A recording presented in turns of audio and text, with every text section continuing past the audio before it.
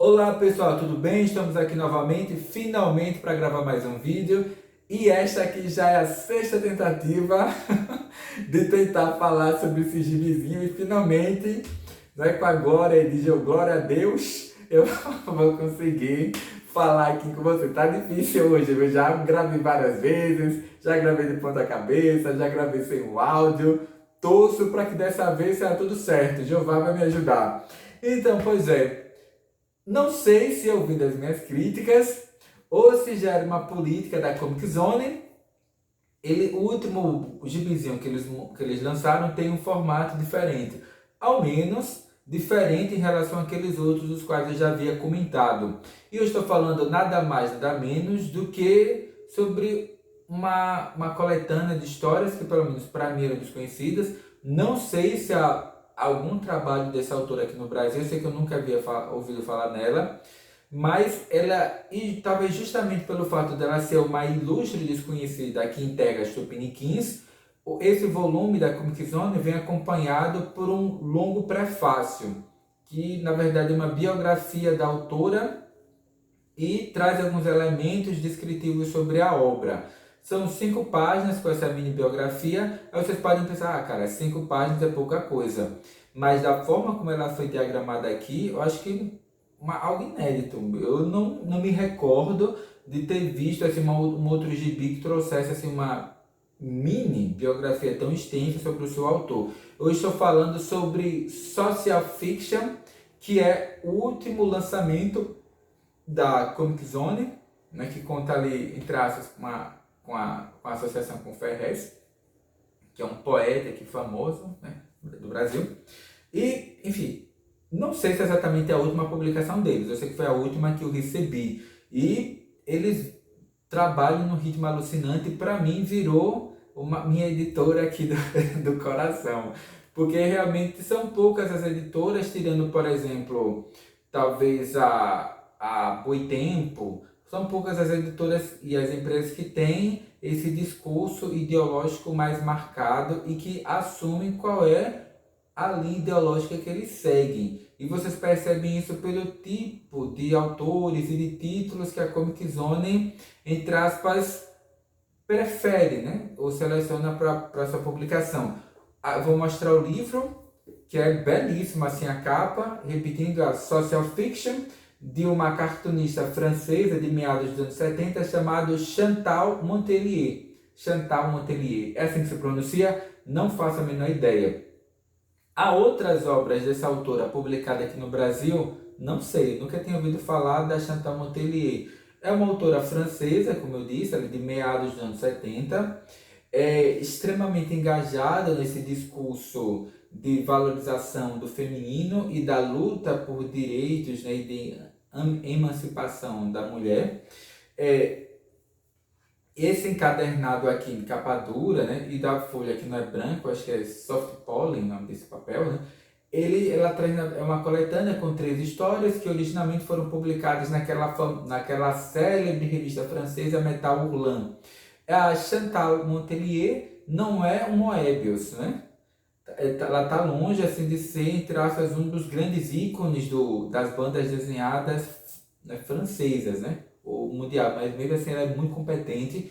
E eu fiquei surpreso com a qualidade aqui do trabalho gráfico da Chantal Montelier e do discurso também que ela coloca. São 3 pequenas histórias que são colocadas aqui. A primeira é a Wonder City, a segunda Shelter e a terceira 1996. Realmente as 3 histórias são um verdadeiro desbunde. Ela vem com um marcador de página, que é sempre algo útil para um livro assim que tenha mais de 100 páginas. Ele tem aproximadamente mais 120 páginas.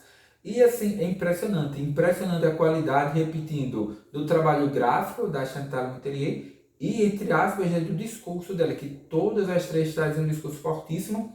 Eu vou começar falando de trás para frente, porque eu acho que foi essa a sequência da que eu gostei mais. Primeiro eu vou falar, assim, como não dar spoilers sobre uma obra como essa? Porque a maioria das pessoas que vivem no contemporâneo, elas leem muito pouco, né? E eu acho interessante, pelo menos, registrar que esse tipo de texto existe, que o gibi, às vezes na escola, a galera me pergunta, professor, você gosta mais da Marvel, gosta da DC? Eu digo, galera, eu gosto de gibi, né? Independente de qual seja a origem, se tiver uma boa história, se tiver um bom discurso, se tiver um traço que eu acho interessante, eu vou ler, eu vou comprar, se possível, mas eu não tenho minhas predileções. E mesmo para Marvel da DC, tem alguns personagens que eu gosto, né, como o Surfista Prateado, como é que é o nome? A Mulher Hulk, né? Tem algumas personagens ali que me agradam, que eu tento ler quando eu sei alguma coisa deles no Brasil, mas é uma questão, entre aspas, de, né, sei lá, o Homem-Animal, o Monstro do Pântano, tem alguns personagens que me interessam, mas nem tudo que, sei lá, tipo, Liga da Justiça Dark, né? Eu gosto muito daqueles personagens místicos da DC, mas não acompanho nenhum especial, né? Tem uma outra história que eu gosto. Enfim, voltar aqui para a terceira história desse compilado aqui, que é o 1996. É curioso porque no início ela traz pequenas esquetes que mostram, entre aspas, são pequenas esquetes, assim, de uma página, de 2 páginas, de 3 páginas, que tentam mostrar, entre aspas, esse ambiente que a Chantal Letellier tenta criar dessa espécie de um realismo mágico, grotesco, que ela tenta desenhar para essa história intitulada 1996. Tem até uma referência que é não sei, ele coloca ser humano submetido à poluição de origem química. Aí mostra tipo um castor, aí ele coloca o ser humano é ou não uma contingência. Eu acho que é uma referência ao Castor, né, o Jean-Paul Sartre, que era um filósofo aqui famoso, né, francês dos anos 70. Então ele coloca essa história que inicialmente ela conta com pequenas esquetes, é 1 página, 2 páginas, 3 páginas, até que aos poucos ela apresenta a personagem protagonista, que é simplesmente o cidadão que ele quer comprar um carro seminovo ou usado. Enfim, né, ele recebe uma orientação de um colega de um lugar que seria interessante para ele comprar um carro. Ele vai, conversa com a vendedora e antes de fechar o negócio, ela pergunta: como é que você se chama mesmo? Aí ele diz o nome e ela pergunta assim: ah, mas você é martiniquense, você é da Martinica? Ah, então, não, esse pavilhão aqui é de carros para serem vendidos ou consumidos por brancos americanos. Se você é um imigrante, né, hispânico, os carros para você não ficam aqui. Fica no quinto andar do porão, lá embaixo. É lá que você vai encontrar os carros para sua raça, do seu povo. Aqui, esses carros aqui é para branco, não é para você não. Ela acompanha o cidadão até esse quinto andar do porão. E aí que a trama começa a ficar cada vez mais grotesca, que aí eu vou deixar à parte, mas como disse, há aqui uma mescla, né, de crítica ao racismo e à xenofobia com elementos grotescos e insólitos, até nojentos, né, gores. Aí eu não vou falar, vou deixar que vocês, entre aspas, descubram aqui com a leitora, mas é uma coisa assim, muito chocante. Aí a segunda história, que é o Shelter, é impressionante. Eu acho que é uma das coisas assim, mais absurdas, uma das experiências assim, narrativas de construção assim, de universo que mais me impactou. Que realmente eu li e reli até. Ele é pequenininho, dá para ler no dia. Eu li uma vez, li duas, que eu achei muito interessante. Porque ele se passa numa sociedade meio que distópica, não distópica, mas é uma sociedade que está em conflito. Sabe aquelas sociedades como do Israel, da Palestina, faixa de Gaza, Síria, Iraque, Afeganistão, agora Ucrânia, regiões que passam por conflitos armados há tanto tempo que aquela situação de guerra e de violência, até de violência urbana, meio que é normalizada pelo cidadão, pelo indivíduo comum. E é meio esse cenário inicialmente que a Chantal Letellier ela apresenta. E é nesse ambiente de normalização, né, da violência, né, e desse desrespeito à dignidade humana, que um homem liga para a sua companheira e diz: olha, vamos fazer um passeio hoje à noite, vamos no shopping, né, talvez você vai lá, sei lá, comer uma pizza, ver um filme, beleza. Aí mesmo durante esse período de guerra, essa sociedade que já normalizou a violência, eles vão a um shopping se divertir, namorar, etc. Né? Enquanto eles estão no shopping, há uma sirene muito alta que toca. Aqueles transeuntes que estavam ali altas horas da noite no shopping, eles param atônitos para ouvir. E é uma voz que diz ser da gerência do shopping e diz o seguinte: olha, o que nós mais temíamos aconteceu. O inimigo acaba de usar armas nucleares. Talvez nós sejamos os últimos sobreviventes do nosso país. Bom, talvez só da nossa cidade, né? Para aliviar a situação. Eles que aquele shopping funcionava como uma espécie de bunker. E eles estavam. E se houvesse um ataque nuclear, as portas ali do shopping se fechariam e aquelas pessoas que estavam no shopping ficariam ali reclusos e protegidos da radiação das armas nucleares. E diz o seguinte: o shopping tem mantimentos e água suficiente para manter 15 mil pessoas por um período de 2 meses. Então a voz ali da gerência está rolando ali no megafone e diz: olha, se dirijam até a praça central do shopping para maiores esclarecimentos. Aí aqueles transeuntes descem, eles se reúnem, eles contam quantas pessoas estavam ali no shopping, deu um total de 823 pessoas. E eles dizem: olha, por essa quantidade de pessoas, os mantimentos e a água potável que nós temos seria suficiente para manter essa população por até 20 anos, se nós usarmos de forma parcimoniosa os nossos recursos. E eles pedem que as pessoas se apresentem e se voluntariem para realizar tarefas que seriam importantes para a manutenção do shopping, cada uma de acordo com a sua necessidade e gosto pessoal. E quanto mais pessoas se apresentassem, menor seria a carga de trabalho para cada um, e assim as pessoas, repetindo, viveriam de acordo, receberiam mantimentos de acordo com as suas necessidades e trabalhariam muito pouco, simplesmente para a manutenção daquele estado que se desenvolvia ali, naquela espécie de sociedade alternativa dentro desse shopping bunker, né, contra a radiação externa do mundo que estava se acabando lá fora. E, entre aspas, né, o que eu posso dizer? Enfim, é um tipo meio que de sociedade utópica, né, comunista, socialista, deem o nome que vocês quiserem, e é aí que de fato começa a história. Porque a protagonista, ela é designada para trabalhar na livraria do shopping, que é transformada em uma biblioteca, e o seu companheiro até faz o seguinte questionamento, né? Eu sou professor de matemática, e aqui nós só temos professor universitário de matemática, e aqui nós só temos 3 crianças, né? Como é que eu vou trabalhar com um professor de matemática se nós só temos 3 crianças? E até eles chegam um determinado momento, a procriação é proibida. Depois de um determinado momento, as mulheres, parece que é 23 e 43 anos, se não me engano, são orientadas ou estimuladas a ter os seus próprios bebês. Porque até que ele já estava ali naquele shopping bunker, sociedade alternativa, as mulheres que engravidavam eram obrigadas a interromper a gravidez, porque aquele estado totalitário que começa a se desenhar ali proibia a gravidez. Depois de determinado momento, eles passam a incentivar a gravidez. E até tem alguns casais comemorando: nossa, nós vamos poder ter filhos. E a protagonista da história, repetindo, ela passa a trabalhar na livraria do shopping, que é transformada numa biblioteca.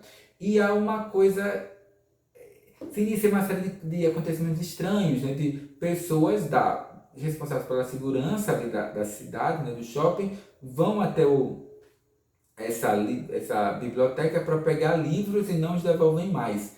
Ela relata isso em particular para o seu companheiro e diz: qual é o problema em relação a isso? Ela diz: não, mas esses livros que os guardas pegam emprestados e não devolvem são sobre política e filosofia. E ela diz: o engraçado é que eles vêm já com uma lista datilografada com o nome dos títulos e autores dos livros que eles têm que pegar. Ela diz: eu suspeito que eles estão fazendo um tipo de auto de fé, que estão limpando a biblioteca de livros, de títulos de autores subversivos, né, que tratam sobre política e filosofia. E daí começam a surgir movimentos de insurreição dentro dessa comunidade de mais ou menos 823 pessoas ali no shopping, nesse esboço de uma sociedade totalitária. Eles começam a reivindicar voto direto, alterações nas políticas de manutenção e constituição daquela cidade, né, de planejamento familiar, etc. Eles são logo taxados de subversivos, são agredidos pelos guardas, etc. E tem até uma pessoa que suspeita que aquilo ali é uma espécie de experiência social de criação de uma sociedade fascista, né, totalitária, né? E essa pessoa é agredida pela polícia, e a nossa protagonista ela passa a se insurgir tanto contra aquele Estado que se desenvolvia, que se formava ali, que ela até é estuprada por 4 guardas ali, né? 4 homens que fazem a segurança. Então ela vai até entrar na sua delegacia, prestar queixa contra essa agressão sexual que ela recebe, e ela é recebida da seguinte forma aqui entre aspas, pelo delegado, né, da cidade. Eu vou ler rapidamente o trecho para vocês saberem como é que a Chantal Montellier ela apresenta esse problema. É o delegado interrogando, né, a vítima da violência sexual, né, do estupro. Ele diz o seguinte: você tem certeza do que disse? Né? O delegado pergunta, né, para a menina que foi violentada. Bem, quero dizer, você tem certeza de que foram os caras do serviço de segurança que fizeram isso? Ela diz: absoluta. Eles estavam de uniforme. Posso identificar sem a menor dificuldade se trouxerem eles aqui. Aí o delegado retruca: sei. Bom, vamos ver, né? Você sabe que esse tipo de situação, não sabemos nunca onde o delito começa e onde termina. Sim, eu quero dizer que, bonita como você pode ter feito alguns gestos mais provocantes. Isso é só uma hipótese, claro, né? Mas você entende que não podemos acusar de um ato assim tão grave 4 membros do serviço de segurança. Serviço, aliás, que se mostrou até aqui perfeitamente impecável. Aí uma espécie de prefeito da cidade, né, diz o seguinte: senhorita, me permite fazer uma pergunta um tanto quanto indiscreta. Você não era exatamente virgem antes desse lamentável incidente, era? Aí a personagem faz uma cara de interjeição. Aí há um médico legista na sala, ele diz o seguinte: será que algum dia, no passado, você já teve envolvido em algum tratamento psiquiátrico? Não tem uma atividade sexual normal?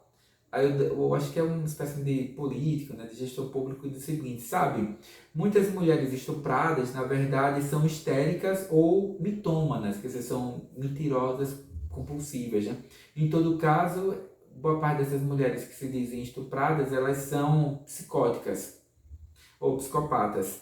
E o médico legista continua: muitas vezes são mulheres cujo comportamento em si é uma provocação.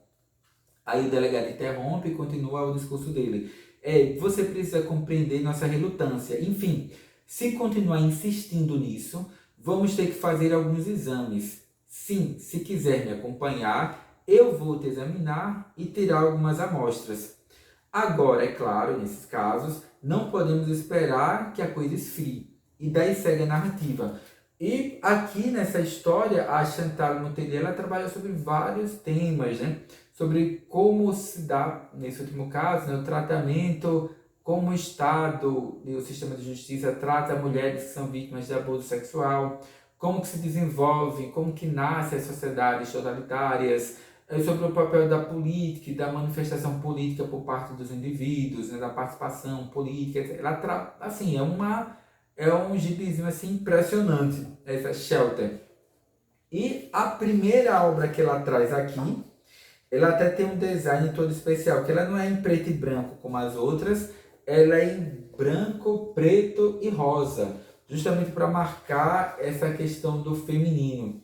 E antes de eu falar sobre ela, eu vou só demarcar o seguinte, que é um comentário que eu até fiz recentemente com os meninos e as meninas da escola, né? Pelo menos foi assim que eu compreendi daquela obra clássica do Joseph Campbell, né? Que é um professor de mitologia comparada, que eu já citei aqui antes, que é As Máscaras de Deus. Que pelo que eu entendi, o Joseph Campbell, ele defende o seguinte, que num passado remoto, as divindades principais não eram masculinas, e sim femininas, né? Nas sociedades dos caçadores-coletores, né, etc. Né? E de que esses humanos, né, antigos, né, daquela sociedade de caçadores-coletores, eles não associavam o sexo à gravidez. Eles imaginavam que a mulher simplesmente, por um ato puro de magia, né, ou de encantamento, em determinado momento do ano, em determinado momento da vida, ela simplesmente gerava vida. E pelo fato da mulher gerar vida, né, os bebês de uma forma espontânea, sem a participação do masculino, elas tinham um elemento místico, mágico, eram associados à magia, à fecundidade, à fertilidade, e toda a cultura dessas sociedades aí, que foram chamadas do Neolítico, né, desses períodos mais recuados da aventura humana, da história humana, todos os elementos culturais eles circundavam em torno desse poder da mulher de gerar vida. E as divindades primeiras eram justamente femininas. Agora, com o assentamento dessas comunidades humanas, né, com o sedentarismo, o desenvolvimento da agricultura, da pecuária, esse eixo místico, né, e religioso do feminino passa para outra balança, que é do masculino, e surge isso que hoje nós chamamos de patriarcalismo, né, enfim, né, de sociedades que são falocêntricas. Né? E aqui, nessa historinha, nessa Wonder City, a Chantal Motelier, ela mostra uma sociedade futurística, distópica, no qual o feminino é totalmente arrasado ou extirpado da sociedade.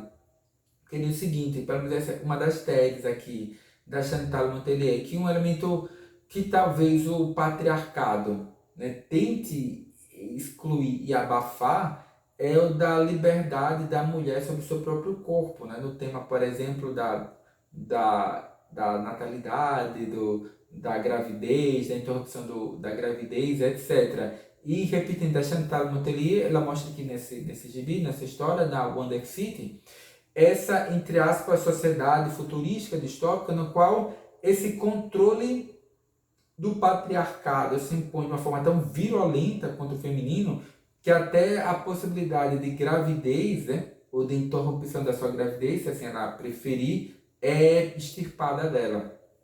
Que há uma personagem central aqui, que ela descobre toda uma trama por trás da sociedade dela, na qual as pessoas são esterilizadas por volta dos 16 anos e todos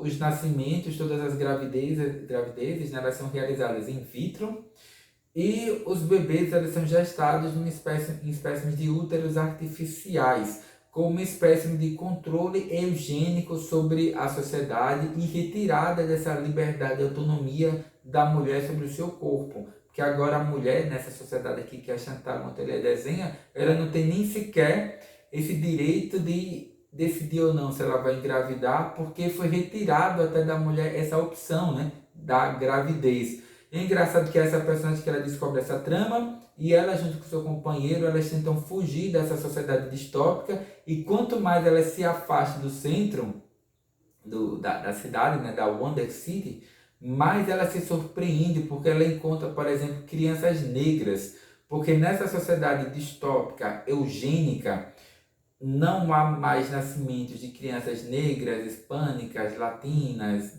judias, de outras etnias, só branco ou caucasiano, etc. E tem um trecho aqui que eles mostram, aparentemente, como é que se diz, um discurso numa escola, uma espécie de professor dando aula para um grupo de jovens, né, de adolescentes na escola, sobre esse processo do controle eugênico da sociedade. Aí o professor diz mais ou menos assim: portanto, como podem constatar, não faz muito tempo os seres humanos ainda eram vivíparos. Sim, é repugnante, eu admito. A criança, saindo das profundezas das entranhas da mãe, nascia no sangue e na dor. E o corpo da mulher logo se tornava feio e deformado, por gravidezes sucessivas e desordenadas. A fecundação acontecia ao acaso, em função do desejo e do capricho de cada um e, principalmente, devo dizer, de cada uma.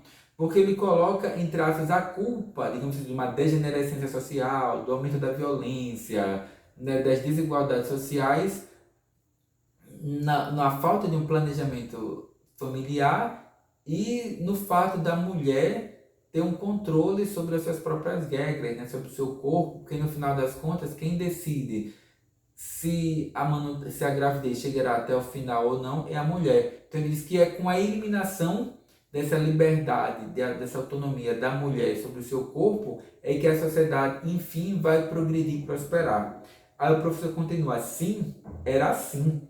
A gestação era, antes de mais nada, um assunto de mulheres. Felizmente, as coisas mudaram. Agora, graças à fecundação in vitro e a todas as novas técnicas de gestação, ela se tornou um assunto de todos. Um assunto de todos, entre aspas, se tornou um assunto do patriarcado. Quer dizer, até essa decisão sobre a gravidez, até esse processo de gestação foi retirado da mulher nessa sociedade machista, falocêntrica, distópica, né? Que aqui a Chantal Montelier apresenta. Enquanto o professor fala isso, tem um quadrinho que mostra uma mulher com um X no ventre, né? Sobre o útero, para mostrar que a mulher não tem mais esse direito de controlar o seu corpo, de se decidir até se vai engravidar ou não. O professor continua, a gestação não é mais uma função cega, animal, confiscada por apenas um dos dois sexos. Ela é, finalmente, consciente e está dominada em uma palavra, racional.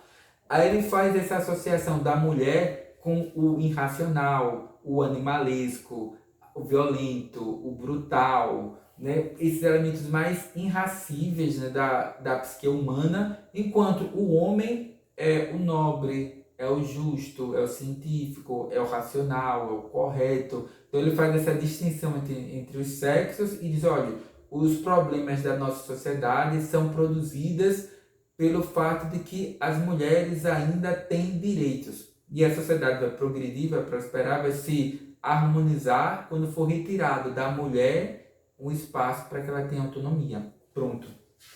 Aí a Chantal Montelier continua aqui apresentando essa espécie de denúncia, né, das formas de dominação, até necropolíticas, né, ou dos corpos até também, né, como diz Foucault, sobre o feminino. É um quadrinho assim fenomenal.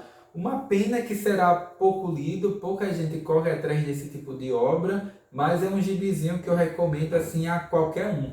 Tanto para adolescentes como para adultos, é uma leitura assim, fundamental, principalmente para a nossa era. E eu vou dar o meu vídeo encerrado por enquanto, porque eu acho que já falei de forma excessiva, mas é um gibi que eu gostei muito. Na verdade, eu recomendo qualquer obra da Comic Zone, e cada novo mês eles me surpreendem, pelo menos para esses últimos, são na verdade os primeiros que eu comprei deles, eu achei algo fenomenal. Então, pessoal, até a próxima leitura, até o próximo vídeo e namastê!